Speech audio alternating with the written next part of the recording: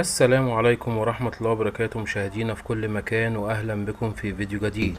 انتشرت خلال الساعات الماضية شائعات تفيد باعتقال طلال الدقاق من قبل فصائل الثورة السورية، وتصاعدت الأنباء عن إعدامه في ساحة العاصي بعد محاكمة سريعة.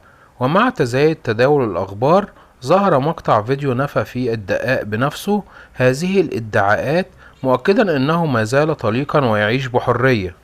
وفي المقطع الذي تم نشره عبر منصات التواصل الاجتماعي، ظهر الدقاق ساخرا من الشائعات المتداولة، مشيرا إلى أنه مستمر في نشاطاته، مما أثار استياء واسع بين النشطاء السوريين الذين طلبوا بملاحقته ومحاكمته على الجرائم التي ارتكبها.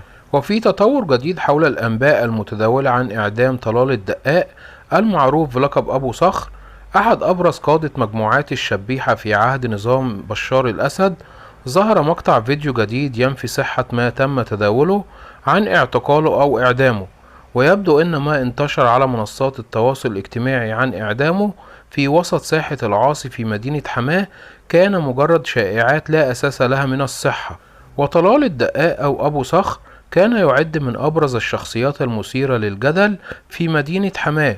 إبان حكم النظام السوري السابق ارتبط اسمه بسلسلة من الجرائم البشعة التي استهدفت المعارضين للنظام، حيث تشير التقارير إلى أنه كان يشرف شخصيا على عمليات تعذيب المعتقلين. ورغم نفي خبر اعتقاله أو إعدامه، إلا أن النشطاء السوريين يدعون إلى ضرورة ملاحقته ومحاكمته على الجرائم التي ارتكبها، حيث يرون أن بقاؤه طليقا يمثل تحديا لمبادئ العدالة، ويعكس الفجوة الكبيرة في تحقيق المحاسبة بحق المتورطين في الجرائم ضد الشعب السوري.